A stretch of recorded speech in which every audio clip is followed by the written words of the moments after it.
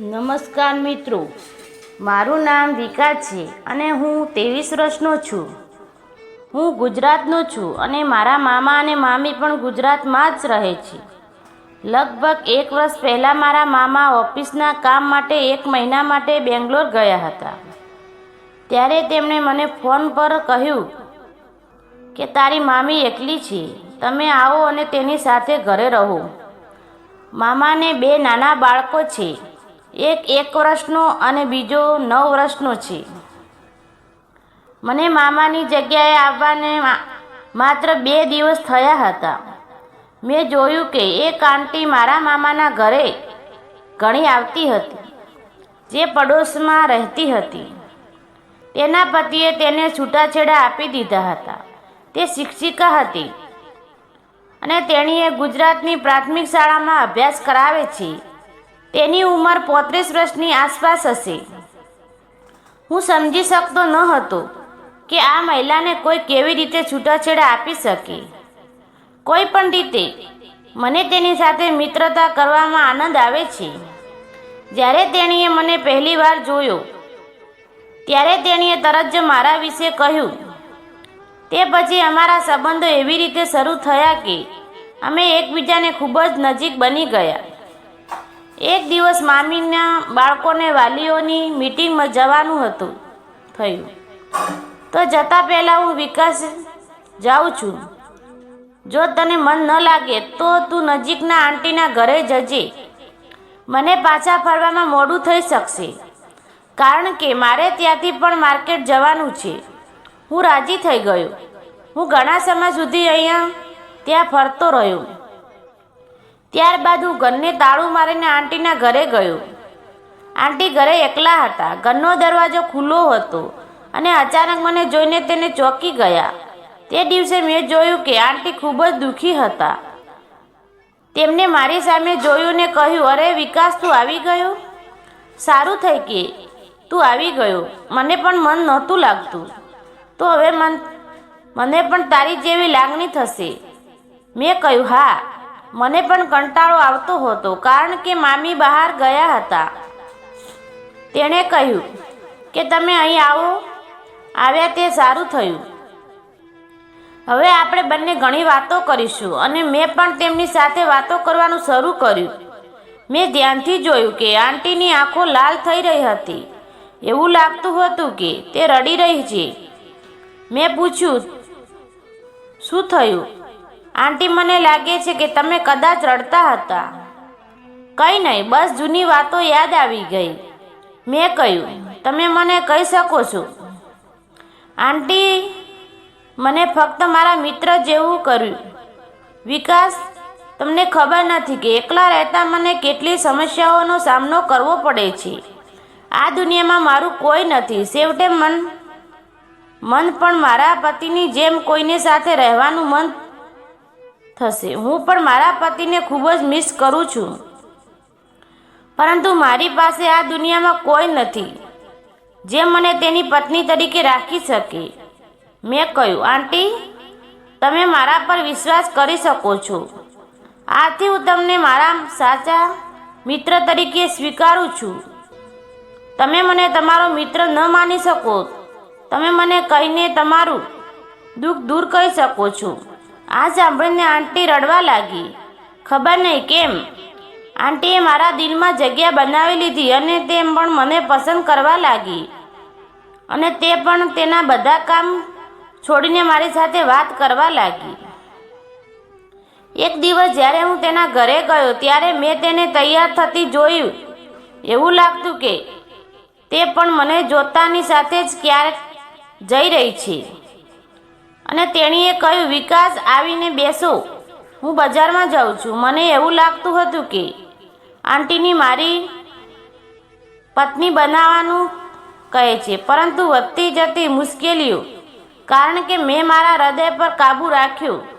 ખબર નહીં કેમ આંટીને જોતાં મારા દિલમાં કંઈક થવા લાગ્યું અને હું થોડી વાર એમને જોતો રહ્યો.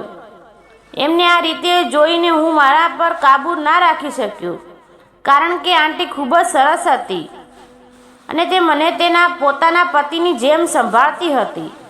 જાણે કે તે મને તેના પતિ તરીકે સમજવા લાગી હતી. હું બહુ મુશ્કેલીથી મારી જાતને કાબૂમાં રાખવાનો પ્રયત્ન કરી રહ્યો હતો. આંટીને કહ્યું, આવું શું જોઈ રહ્યો છો?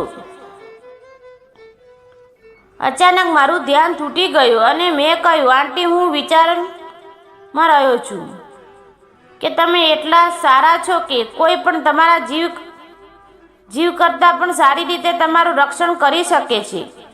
તેમાં છતાં અંકલે તમને કેવી રીતે છોડી ગયા? પછી આંટી મારી પાસે આવ્યા અને કહ્યું, શું તમે મને પસંદ કરો છો? એટલે મેં આંટીને કહ્યું કે આંટી, હું તમને પહેલી નજરમાં જ પસંદ કરી ગયો હતો અને હવે હું તમને મારી પત્ની તરીકે રાખવામાં માગું છું, કારણ કે તમે જોતાં જ મને એવું લાગે છે કે મારી પત્ની મારી સામે ઊભી છે. આટલી વાત સાંભળીને આંટી કહ્યું, હું તમે પહેલાં કેમ ન મળ્યો? જો હું તમને પહેલે મળી ગયો હોત તો મેં તે માણસ સાથે લગ્ન કરાયા હોત. અને આજે આટલી બધી વાત આંટીને મોઢેથી સંભાળીને હું સમજી ગયો હતો કે હવે મારે રસ્તો સાફ છે. આંટીના દિલમાં મારા માટે ઘણી જગ્યા છે. અમે તે દિવસે ઘણી વાતો કરી. આંટીએ તેમના દિલની દરેક વાત મારી સાથે શેર કરી. તેણે ઘણી હદ સુધી ખુલી ગઈ. પછી મારી મામીએ મને બોલાવ્યો તેને ઘરે. પછી હું મારા ઘરે આવ્યો. જ્યારે હું પથારીમાં પડ્યો હતો ત્યારે હું વારંવાર આંટી વિશે વિચારતો હતો.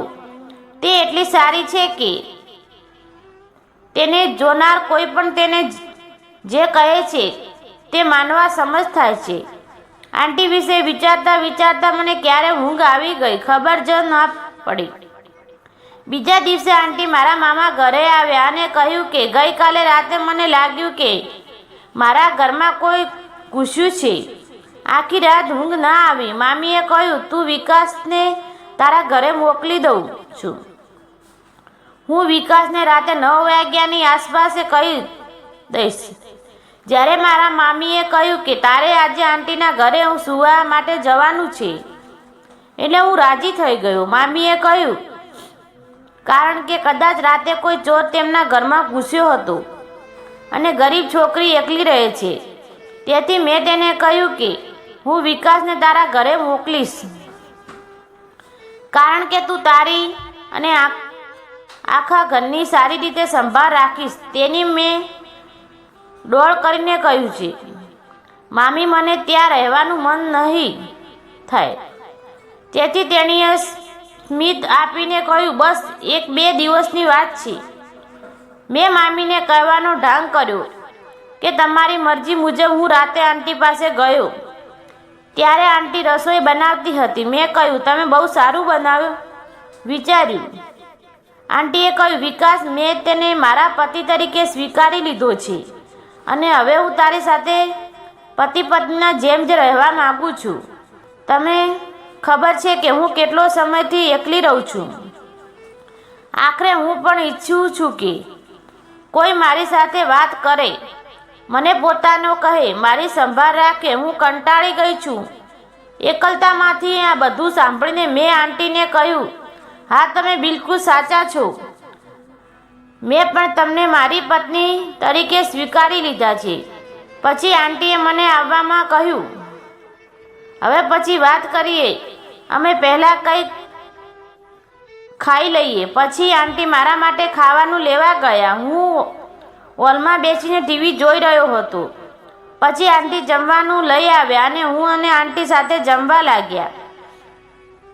10 મિનિટ જમ્યા પછી અમે આંટીને કહ્યું કે આંટી, હવે કંઈક પીવાનું મન થાય છે. તો આંટીએ કહ્યું, બસ રાહ જુઓ, હું તરત જ જાઉં છું. અને થોડી વાર પછી તે 2 ગ્લાસમાં વાઇનની બોટલ લઈ આવી. તે પછી અમે બંનેના 2 પેગ વાઇનનો પેક લીધા. થોડા સમય પછી અમે બિલકુલ હોશમાં ન હતા. આગળ તમે સમજી શકશો કે સવારે આંટી આવીને મને કહ્યું કે વિકાસ, જ્યારથી મારા પતિએ મને છૂટાછેડા આપ્યા છે ત્યારથી મારા જીવનમાં તું પ્રથમ વ્યક્તિ છે. જ્યારથી તમે મારા જીવનમાં આવ્યા છો એવું લાગે છે કે મારું જીવન ફરી શરૂ થયું છે, કારણ કે જ્યારથી મારા પતિએ મને છૂટાછેડા આપ્યા છે ત્યારથી એવું લાગે છે કે હું વિનાશકારી છું અને હવે આ દુનિયામાં મારું કોઈ નથી. મેં આંટીને કહ્યું કે હવે વધુ ટેન્શન ના લેવો, હું તમને મારી પત્ની તરીકે રાખીશ, પણ આપણે સંબંધો થોડા દિવસો છુપાવવામાં પડશે નહીં, તો ભૂલથી પણ કોઈને ખબર પડી જશે, પછી ઘણી સમસ્યાઓ હશે અને મારે આ બિલકુલ નથી જોઈતું. આટલું કહીને હું મારા મામીના ઘરે આવી ગયો. જ્યારે સુધી હું મારા મામાના ઘરે રહું ત્યાં સુધી મેં આંટીને મારી પત્ની તરીકે રાખી. આજકાલ હું ઘરે છું પણ આંટી સાથે રોજ ફોન પર વાત કરું છું. હું મારા મામાના ઘરે આવતો રહ્યો છું. આજ સુધી કોઈને અમારા વિશે ખબર પડી નથી કે કોઈને કોઈ શંકા નથી. તો મિત્રો, તમને કેવું લાગ્યું આજનો વિડીયો? કોમેન્ટ કરી જરૂર જણાવજો અને વિડીયોને લાઈક કરજો અને ચેનલમાં નવા આવેલા હોય તો સબસ્ક્રાઈબ કરવાનું ભૂલશો નહીં. ધન્યવાદ.